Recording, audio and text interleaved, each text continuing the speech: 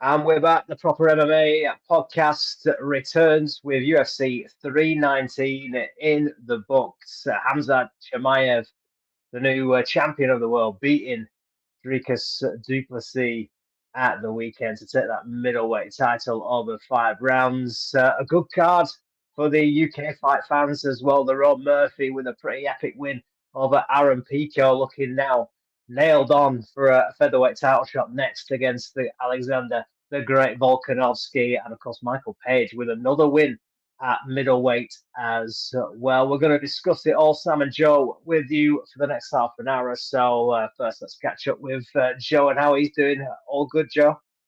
Yeah, all good. Love the event. Love the fight night. Like I said, two amazing. Well, no more than two. Quite a few standout knockouts. Two of the same type. And like I said, we don't often see spinning spinning back elbow knockouts in the UFC. I think that were like 13th, 14th ever. So yeah, really, really good fun. Like I said, except the main event, but still, if you can handle a bit of grappling and watching a dominating fight and the history of it, I think overall good event, great build up. Yeah, really happy, Sam. To be honest, really got my energy going for the UFC again. Yeah, I enjoyed it, and I enjoyed as well. I was away most of last week, but catching up on all the stuff beforehand, a bit of the embedded and stuff like that, and the press conference, the energy of that Chicago crowd as well was great, and it carried on into fight night as well, and even through the most that I would say of the main event as well, as you said. Khamzat Chimaev now winning that middleweight title. It went the distance. There was a potential couple of moments there where he could have got Dricus out of there.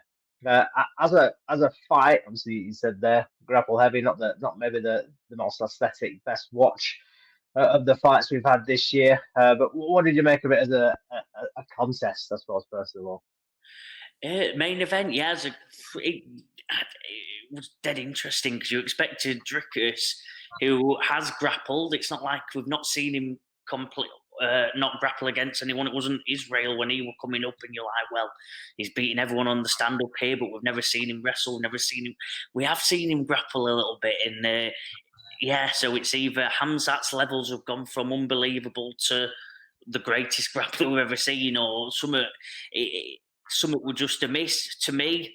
I've not seen many people say it, so I might get a bit of slaughter on this one. But Dricus in the press conferences, and I think especially in the as he got into the ring, he looked a bit. I don't know whether it was nervous or just off or not. He didn't seem as intense as he normally is to me. He seemed a bit off. I thought they not the, sometimes the when they come up to get to the title fight, there's no nerves. It's all just get to the title. And once they get there, some people struggle to be champion, and that's what it looked like to me. It looked like the nature of what he's facing here. Hamzat, this destroyer of worlds as such, and he sat there looking, thinking about. He just didn't look like he didn't look confident to me, Sam, and he just showed it throughout. It took him 3 rounds to even. It looked like he gave the first round up. Looked like the second round halfway at the start. It looked like he was just happy going through the motions, and he tried to get into gear. And you're like, Dricus, it's too late. So what have you done here? It's too late. Your energy's depleted. Hamzat's pretty full tanked here, and you're going to try turn it on and going into third, fourth, fifth round. It's not going to happen. Hamzat's too confident now. You've let him get his flow going. It's really strange to me. Really strange. Didn't look on it. I think he'd have to get another win or two to get the title fight again. But I think he'd want another shot at it because he didn't look at the races. He kind of looked a bit like.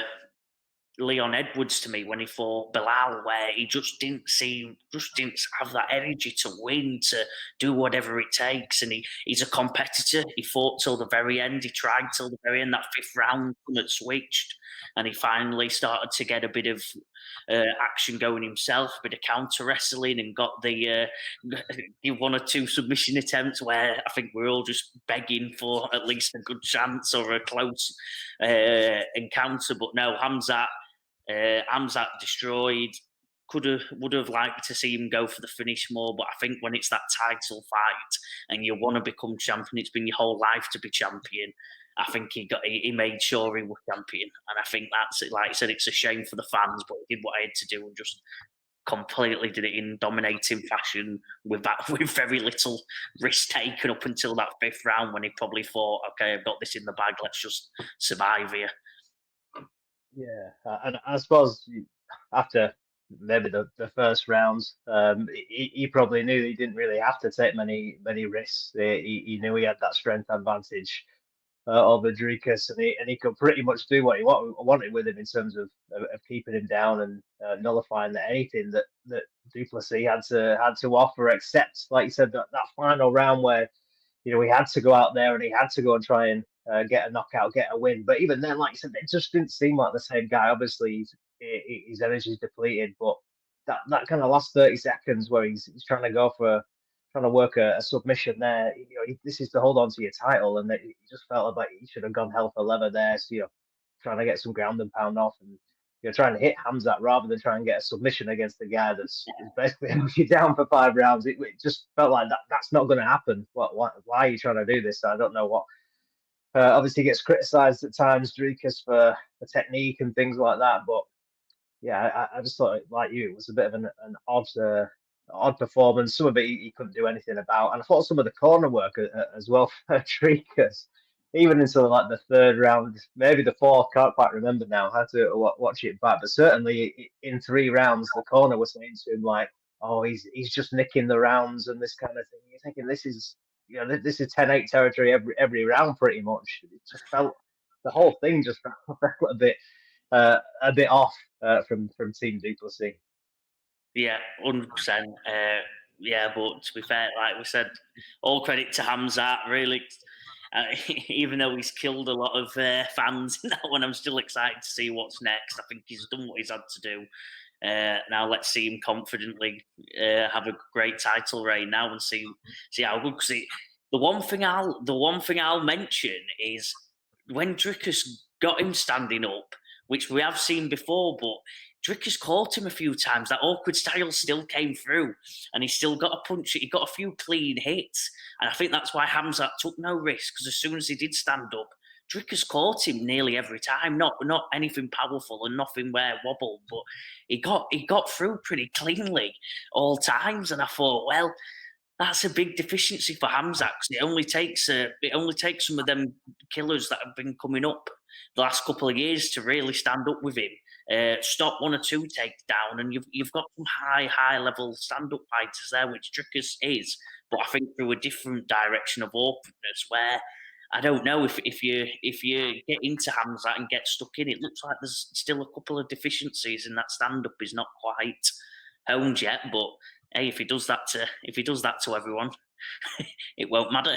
You can have as many other deficiencies as you want. Indeed. So in terms of what might come next, then for the new champ, Chimaev, obviously we've seen Derrida take a big leap up the rankings in his short time in the UFC. He's at number 5 at the minute. Obviously a great grappler, a big guy, having fought at light heavyweight and heavyweight even previously.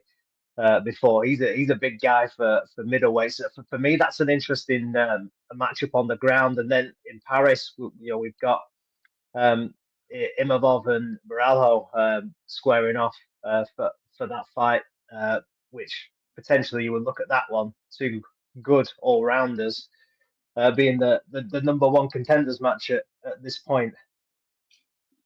Yeah. I like Derrida. I don't know. He had a sketchy fight. Who I can't remember who it was against now. He had one where it got a bit doubted. Or is he the real deal? But he scraped through. I like him. I think, like you said, he's an absolute beast of a man. Got enough stand up to probably beat Chimaev just about in that regard. And I don't. I think he's got, like you said, got the groundwork to probably have as good of attempt as possible. Because I'd be shocked if Khamzat can dominate him pound for pound, strength wise. Because Derrida looks every time I've seen him looks like an absolute animal. I like him a lot. Rate him highly. Obviously, easy comment to say when he's been a champion in other places, but I've got Derrida. Me, I know a lot of people are saying Cal Barallo is going to be the one to beat him. I think both are very. I think both are very, very interesting matchups. To be honest, I'd be really excited to see either of them.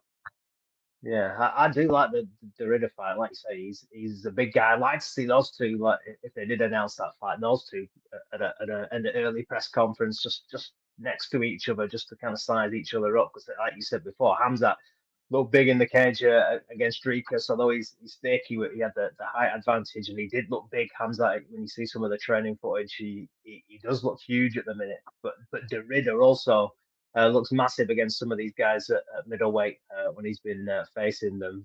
So we'll see how that all plays out. Obviously, Chimaev now the champion, and hopefully is going to be an active champion now for the UFC. And in terms of Dricus, like you said, he's going to have to definitely fight again. When you look down the rankings, if one of Imavov or Baralho gets that shot next, there is Derrida there potentially. And then looking at the others, he's already fought and beaten Adesanya. Obviously, the Strickland fight he's had as well. You're going down quite far then. In terms of the shake up of finding him a matchup, if it's not going to be a rematch or the kind of loser of the fight in Paris. Yeah, yeah. No, I'm like I said. No, I agree with you. No, I'm all in. I'm all in for Derrida again. All in for Derrida. Let's get it on. Like I said, if him involved Varallo have a great fight, if one of them really wins intently, obviously they've probably got to both on good runs. But no, I'm with you, Sam. Derrida for me all day long. I think he's the one. The matchup, the build up, everything will be dead interesting, dead fun to watch, and yeah, well, that's my one. I'm all in. And in terms of I saw the obligatory Sean Strickland tweet post yesterday saying he's the man. They obviously have trained together before, him and Khamzat, and now seemingly having a bit of beef online and stuff like that, and him saying, I'm the man. I need to get myself a couple of wins, and I'm the man that can out wrestle this guy. Again, that's down the line if Strickland can get a couple of wins, because it does look a bit of a killer's division now. Maybe him and Adesanya could have that rematch around some of these other matchups that are taking place. But Strickland, I suppose he's quite a long way off that one. But again, the build up to a Khamzat Strickland fight could be a fun one down the line eventually as well. Yeah, I've not seen his Strickland booked to fight anyone at the moment. Have I missed that, or is? No, I don't think so. No, I don't think he's. I've not seen it. I feel like you said, get the Adesanya one on. If either really impresses, they'll be up there again, because the nature of being former champions, Dana always likes giving them another chance before they move on from him. So that's a great fight to me, because I'm looking now. Obviously, Chimaev now champion. You've got Imamov, Barallo fighting. You've got Fluffy Hernandez, which he'll be a good challenge. Yeah, there's loads of good fights in that middleweight division, isn't there, Sam? As you said, loads of good fights. Exciting time to be a middleweight, to be honest, because Du Plessis against any of them. Whittaker, won't be Cannonier now after losing to MVP, but a Whittaker MVP, Du Plessis MVP. There's some exciting ones that they can get on there. So yeah, it should be good. We'll leave that one there with the main event. Like you said, plenty of things to play out now over the next 12 months or so with that division. But we might get the co-main event playing out a little faster in terms of the title contention there. Lerone Murphy steps up on 3 weeks' notice against Aaron Pico in that co-main event. And, well, what a finish. A second back-to-back spinning elbow after the Prates one, which we'll touch on in a bit. But for Lerone Murphy, he's all of a sudden gone from the guy that's been needing to show something, have that moment, as he said, and now he's delivered it in spades. He's right in the mix for that title shot next. Yeah, he is. How good! Great to see English fighters have their moment. They put Leon Edwards and Lerone Murphy on Twitter side by side. The three, other than Leon's loss early on in the to obviously Usman early on. It's fairly identical. Really interesting. I think he could be champion. I think he's got a very steady stand up that normally goes well for long term. You do want to see him go for the kill more, but we've just seen that. Obviously, that's more of a previous comment on previous fights. I think to be fair, Pico did give him plenty of opportunity to counterpunch it. Pico were just diving in. It were a bit reckless. He looked really good doing it, but yeah, fair play. He got the win, got the emphatic victory. UFC is all about having their moments. That's who they give the title shots to. That's who they push. So now he's got that in the bag. He will only do great things for his career. They've got Evloev there. Probably deserves a title shot after all this time. So I'm just looking at it now. To deny Evloev again would be pretty tough, but hey, your Volk versus Murphy is a lot more exciting than Evloev Volk. So yeah, come on, Lerone, let's get the title fight on. Yeah, that would be harsh on everywhere. But again, like you said, it's what happens when these big knockouts come. People saying beforehand, how can you deny Evloev? But as soon as that spinning elbow landed, it was Murphy's next. I'm not seen a single person say that Murphy's not next since that. So sorry, Mosbar, but the Manchester man reigning supreme, and like you said, they just seem to have that the Murphy team, that Manchester top team, that they just seem to game plan ever so well for these huge moments. Murphy's career so far, he's taken every step up, and he's been very cautious, you could say, in on one hand, but also, they kind of planned everything to perfection, and it's just played out. Each and every step he's taken, he's not taken the risks, as you said before about Chimaev in the title fight. He's rarely taking big risks. He's good in the stand up. He can navigate a fight, can defend takedowns well, and has kind of got himself to the point where he's been able to have that shining moment and looks like he's going to get the shot. But in terms of fighting Alexander Volkanovski, maybe that comes in December, maybe a little later, early in 2026. We'll see how that plays out. But in terms of the contest between those two and what you've seen from Murphy so far, how does he go against Volk at this stage? As you said, at this stage, I think I would say it'd be a Volk easy, not easy win. I can never say that, but Volk's my favourite ever fighter. I'd put him against anyone in his prime. But like I said, at this stage of career, he's probably Volk's had that big win now, like where he's gone, I'm back, I've done it all. I never like to judge motivations, but I don't know if he's still motivated at his age. Well, he is, but if he's still got it time and time again, I'd be impressed. I don't know them counter punches, these English counter punches that we've got, where they wait for it. I think Volk's IQ is just the highest I've seen. Like you said, if he gets caught by Topuria, it definitely doesn't help. But it's so high. It's so high, his fight IQ. I don't think he'll fall for little traps. I don't think he'll go diving in like Pico was, where it was just catch me if you can. He did get caught.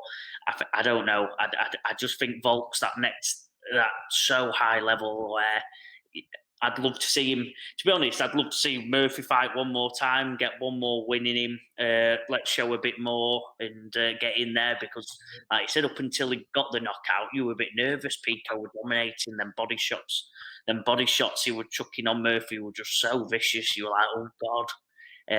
Obviously got the knockout. So no, I've still got Volk. I just think he's that good, that smart. I think them counter punches. If you lull them into silence, you can't. They can get caught with that, and I think Volk would have a way of just negating all the counter punching him and just probably wrestling, probably slowing it all down and just getting off his shots. And ahead of this fight, obviously we didn't do the draft due to me being away and stuff. But in this fight, where were you at beforehand? So obviously, Pico had come in with a lot of hype from Bellator. We've seen a couple of guys now come in. We've seen Pitbull. We saw Patchy Mix come in. Pitbull disappointed. Then it was like Patchy Mix is the guy. And then he disappointed. And then it was Pico's the guy. He really is the one. Like if if you were big on these two, then wait till you see this guy. And then Pico comes in. He started fast. He started aggressive, but ultimately knocked out in a round. Where did you kind of sit before then? Were you in on the Pico hype or not? I was essentially, but no, I had both my accumulator bets with Murphy in. Won one of them.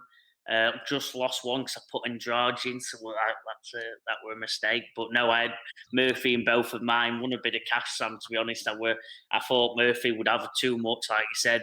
Where as aggressive as he is, that just on paper to me, just them counter punches, these English lads. If you do that to them, we're too good at that job. We're too good at picking off the shots, picking them apart, being relaxed. That's what the English MMA base is very good at. And yeah, I had Murphy. I had Murphy in all my bets. So no, I've got to say I had Murphy. But I do like Pico. Showed enough there. It reminds me of Michael Chandler. It was like watching Michael Chandler. I felt like a smaller, faster version of Michael Chandler. I like it. I think he's got some exciting fights in that featherweight division. It'd be good to see him against Yair and Arnold. Let's see him against Arnold Allen, Aljamain, a wrestler. How's that going to go? Because Pico's known for his offensive and defensive wrestling. So I think there's some fun fights in there for him. But yeah, them steady, slow-paced counter punch. If you're going to do that to him, good luck. Good luck. Yeah, it'd be interesting now to see where he comes back into the mix. We've seen some of the other guys come in at various points. Obviously, Pitbull had to come back in and get a win. He's now in at number 11 in the rankings. If they try to match him in there with Murphy, obviously he was going to fight high, wasn't he? And then injury, Pico, and then Murphy stepped in at short notice. But I just don't know where they put him into this mix now. I mean, a few of the guys have kind of got bookings when you look at that top 10. But do you go like you said there? Do you put him in? Do you think that there is enough there that we saw in that short spell to push him into a Yair, for example, who's highly ranked, in the top 5. An Ortega, you mentioned Arnold Allen there, another top 5 fighter. Are they going to chuck him in again top 5, or do they bring him down? But then you look at the rankings of Youssef Zalal, David Onama, Dan Ige still in that top 15. Where would you like to see him placed in next? You could, like you said, if you're a bit nervous and saying, well, got knocked out in the first round, take out his performance. How good would a fight with Dan 50k Ige be? Them two going at it. Dan with his stand up, he's got nice hands. Probably needs someone like that to get him going. Needs a Pico to get him going. And Dan sometimes struggles with that energy, so any of them probably pass the 10 point. Like I said, let's Bellator match up against Pitbull.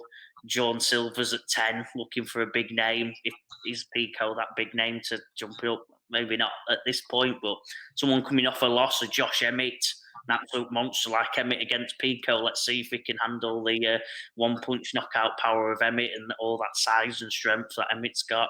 Yeah, I think anyone past probably 8 onwards, I'd put him up against. I thought he showed enough. Like I said, really interesting Michael Chandler vibes for me. So if he can beat one of them top 8, get him around the rankings, and let's have some fun with him over the years.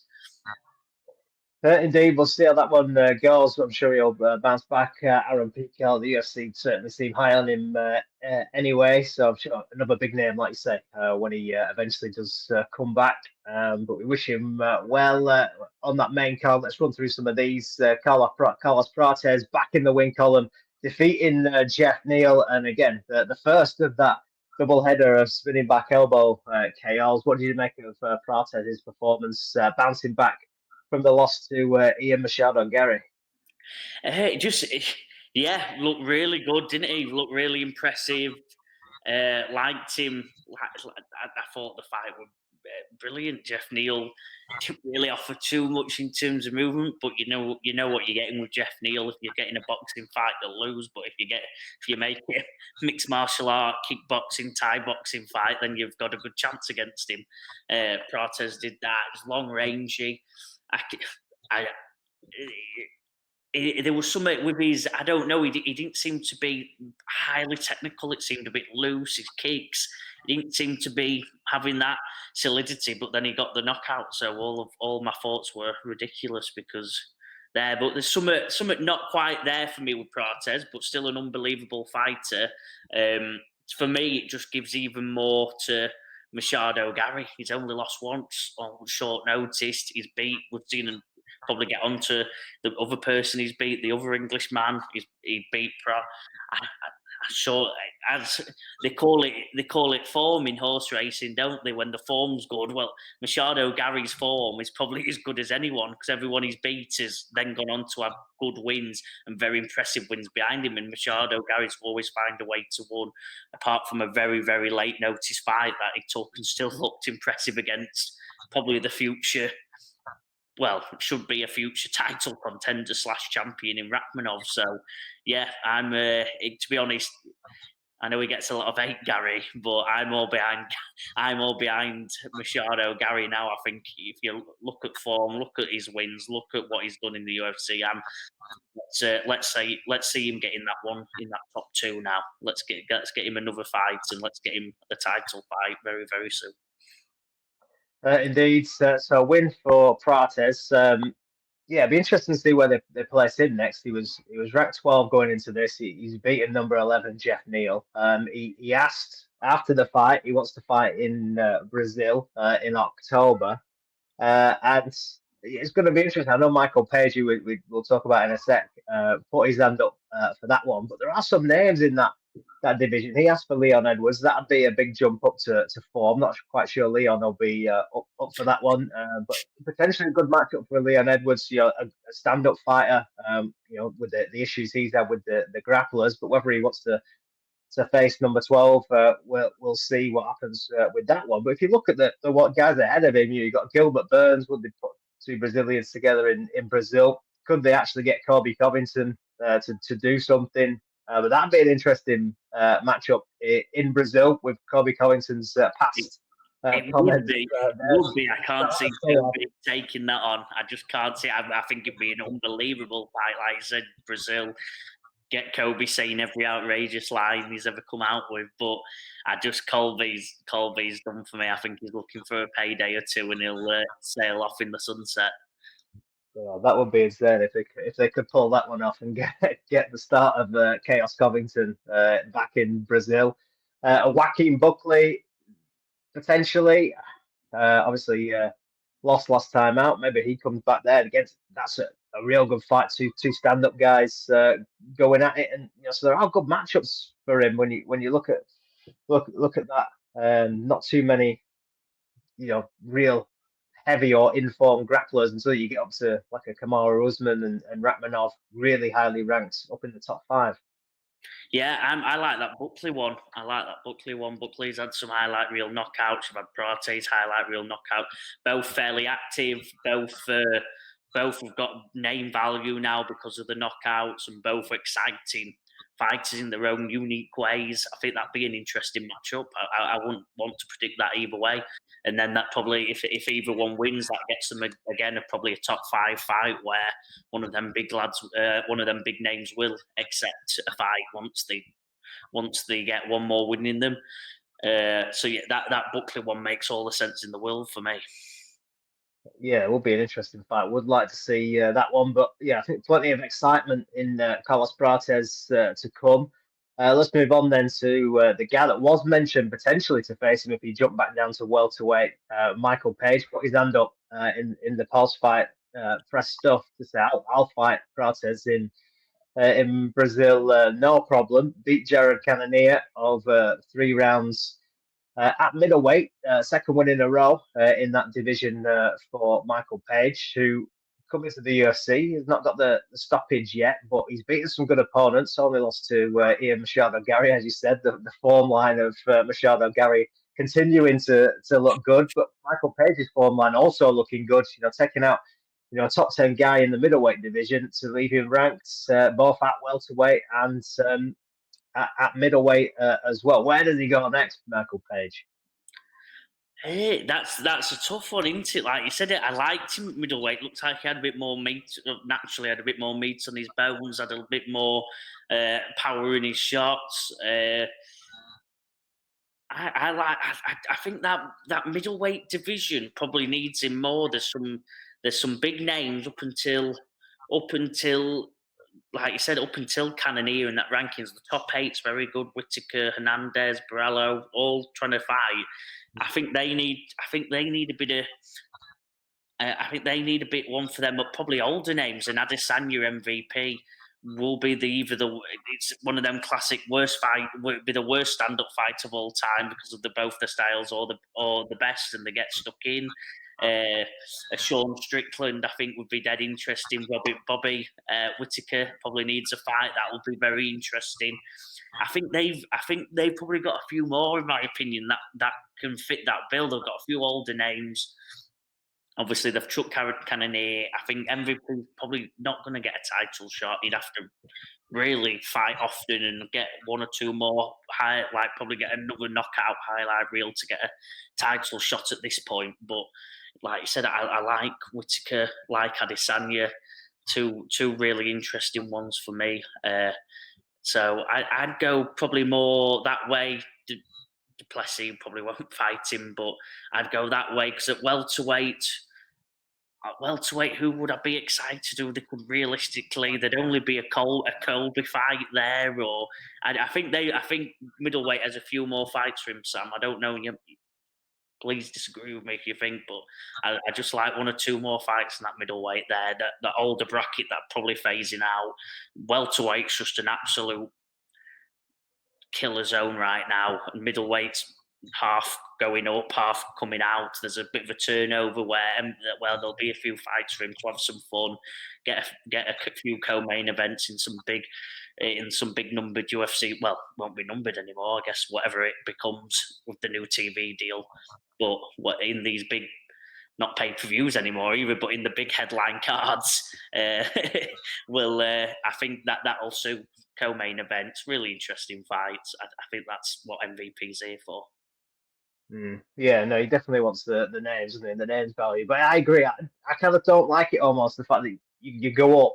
All right, if he went up and beat Shara and then came back down, fair enough. But now he's gone twice and he's taken out a guy in the top 10 in Cannonier. So he's going to end up number 9 when the rankings come out on Tuesday. And it's like, well, you're at number 9 now, so why go anywhere?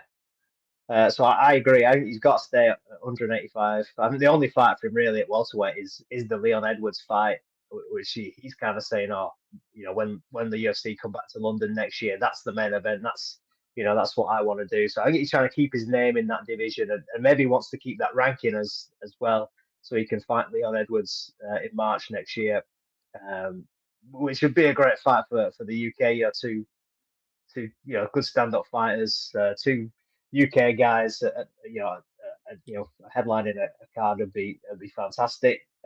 Want to see that, but I think for now, and he sounds like he wants to stay active. He was putting his hand up to face Prates in Brazil. I agree with you. I think stay at that in that division. There's some good names there. Bit of a logjam at the top. Potentially we've got this Paris fight coming up. We've got maybe Derrida as a contender alongside those. Sean Strickland's got to fight somebody to get himself back in title contention. Could that be Adesanya? But below that, like you said, Robert Whittaker.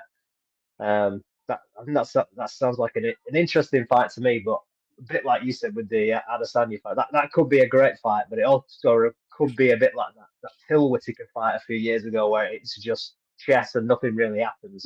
So yeah, or even a Paulo Costa. I know he's going to be ranked ahead of Paulo Costa, but MVP Costa, two good names. I wouldn't mind that. I didn't want to say that, like you said, because it didn't really. Because he's now skipped that on the ranking wise. But I'd love that.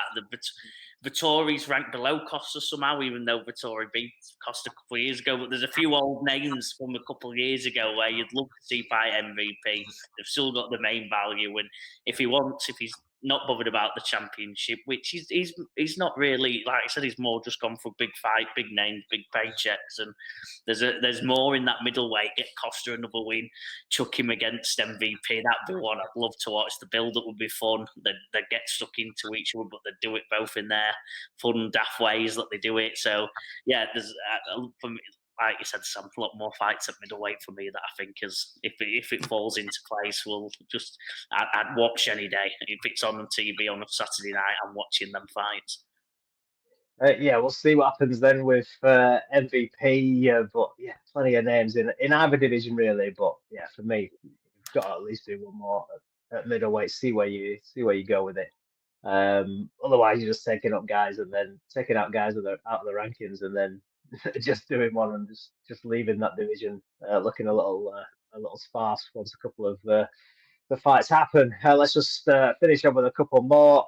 We had Kaya Sakura making a comeback. Obviously fought for the title first time out, making his UFC debut.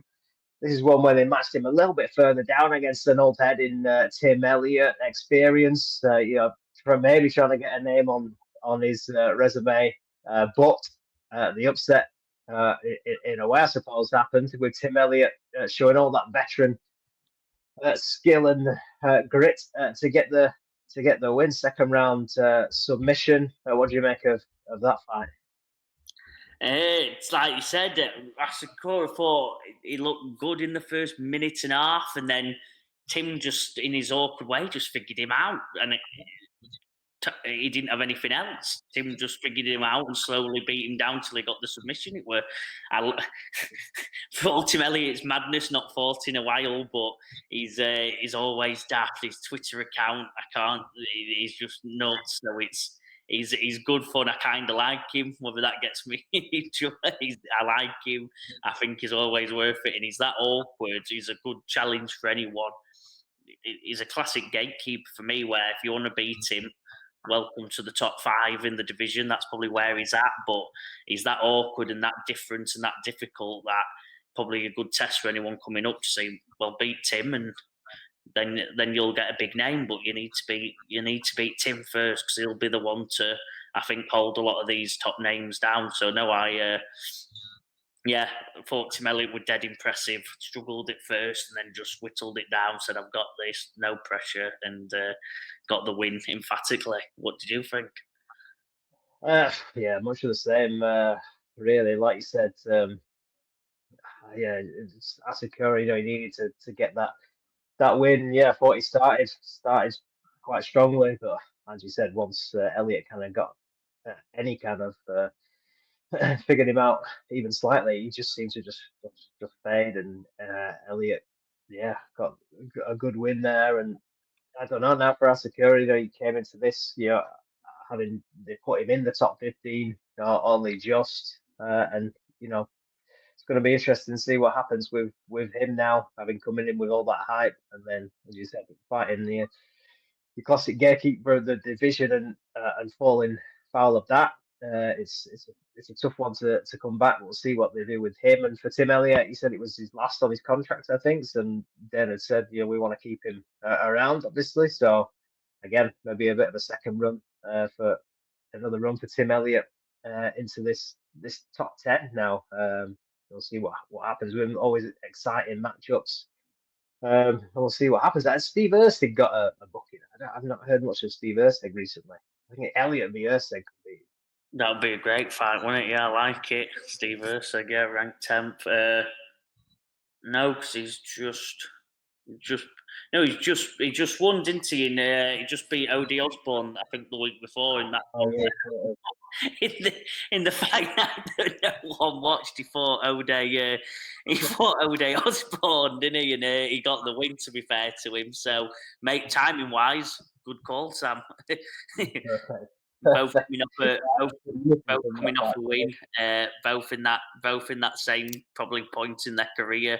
Well, not thing, but probably both can carry on the momentum. So yeah, I like it. Yeah, I think that'd be a good fight. Yeah, I've not seen anything of the kind of last 10 days of MMA before Saturday, but yeah, win for Steve Ersteg. I think that's a nice fight for both, really. Yeah, interesting one to potentially see. Elsewhere, let's just rattle through some of the rest of these now. I think the featured prelim obviously had a bit of storyline. Two guys coming into the UFC at short notice. Basinger Surakayev only fought on the Contender Series midweek, 4 days later, making his UFC debut at the top of the prelims against Eric Nolan. Also stepping in. What did you make of that story and also how the fight played out? The story, yeah. A lot of people were happy with Nolan, weren't they? I think he had a good dig. I can't pronounce Basanger Surakayev's got the win, did what he had to do, but yeah, no, I didn't really think too much about it. I think he should have won. Fair play to Eric Nolan, looked impressive in his little bits, I thought, Sam, but I probably didn't have as many thoughts as most other people. Like I said, they built it up as like a fun little fight. Yeah, definitely a good angle to it. Obviously, they played on the Khamzat Chimaev kind of angle, didn't they? Training partner and all that kind of stuff. But I just said, if you're just looking at that as a fight on a fight night or whatever, then yeah, you would suppose that Sakura would do the business, and he did. Yeah, Eric Nolan got a couple of good shots off. He's going to be signed as well to the UFC. So both guys have had a good week from that one. Elsewhere, without going into all these, I suppose anything else you said you had. I mean, we've had Alexei against Meerschaert losing that in the first round. The Alexander knockout Chase Hooper. I thought that was the Alexander Hernandez. Sorry, knocking out Chase Hooper. Hernandez has had his highs in the UFC. He's been around quite a while now. Who knows, this young prodigy type. I don't know if you can quite give him that title, but he's quite highly. He did have some hype. He did, didn't he? Yeah, a couple of years ago, and then Donald Cerrone kind of took that away, and then he's bounced up and down ever since. Chase Hooper, the young Ben Askren, got famous for looking like a baby young Ben Askren, but yeah, disappointed in Chase Hooper. I'm not normally that negative here, but I've always wanted more from him, and he had a bit of hype early on when he first came on the scene. Very awkward, very long, very rangy. Another knockout loss here. I don't really know where he goes. I thought Hernandez obviously looked impressive. Maybe finished it a little bit early, but he looked pretty in control. Yeah, now on a 3-fight win streak. Can he go on one final run? Well, not. He's only 32. That's how young he was when he fought Cerrone all them years ago. So probably 32 coming into his prime. Fighters' primes are now a bit later, between the 32, 36 age. So, yeah, be one to keep an eye on. Can he finally hit his potential and rise up? Chase Hooper also long way to go. So no, I thought that was an interesting fight. One I paid attention to. And the rest of them were just where they are as fighters. Really, I thought so. Yeah, and of course you lost your accumulator with Lupita Godinez beating Andrade. Andrade let me down, yeah. Lupita Godinez, it was close, but yeah, Jessica Andrade she just looks old now. It's finally caught. I think age has finally caught up to her. she's gone from this one-woman wrecking machine, the Hulk, knocking everyone out, looking too progressive. Now just don't have the same speed, and it's not. Yeah, I think Ava just now caught up to her, and probably last one on the early prelim.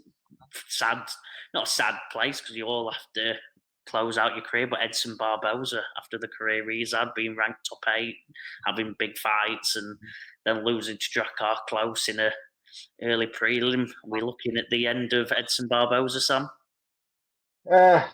Yeah, I think we're getting towards that, aren't we? I'm a little surprised. I don't know. Maybe he's still there, or I don't know. Utilising him where they did there. I think in a fight night, he's still kind of a guy that you would in an exciting fight on a prelim of a fight night somewhere, rather than down the bottom end of a pay-per-view, would be better way to utilise Edson Barboza. But yeah, we lost to Lerone Murphy and now Drakkar Klose, back to back. Maybe there's still fights. He's kind of become again that kind of gatekeeper for that division. Maybe there's still a couple of fights for him, but certainly his days of winning runs, I think, are over. You go back a couple of years for his last win. He's not been that active, but Sadiq Youssef, Billy Quarantillo, his last 2 wins back in 2023. He's lost to all the guys on kind of the way up. Bryce Mitchell when he was coming up, Chikadze when he was coming up, lost those. So he's obviously Lerone Murphy now that was 2024. So they've all kind of gone on to better things. The guys that have beaten him. But yeah, I think we're getting towards the end of the Edson Barboza run. 39 years old now. Maybe they turn him around for that fight night in Brazil in October, the card in Brazil, and then potentially after that it's a goodbye. But yeah, sad to see him, like you said, down the bottom in the early prelims. Yeah, I agree. Because like I said, I wrote him off. But like I said, he's only 2 years away from going on a little 2-fight win streak. So against Youssef and Billy Q, who I like. Billy Q's not the greatest of runs. Youssef's been a name battered around for the last 4 or 5 years as an up and comer. Probably not quite the fighter we thought he was going to be, but yeah, he's only there. But I think inactivity's killed him in a division that's very, very active and got some big names all filled up. So he's probably been left behind now, 39. So yeah, one more loss or one more fight, and it's 39. He can say his goodbyes. It'd be nice to see him on that Brazilian card, wouldn't it? Just saying goodbye to the fans. Yeah, indeed. Hopefully. Plenty of news to come about that Brazil card. A few fighters chucking their names in for that from this weekend, and we'll see where we go with a news awaiting potential. Let's see how the conversation moves on for the likes of Lerone Murphy, and of course, what's going to happen next for the winner of the main event, Khamzat Chimaev, the new middleweight champion of the world, and for Dricus as well, what he does next. Joe, thanks very much. We shall leave it there. We'll be back soon, and we shall see you then. Thanks for watching.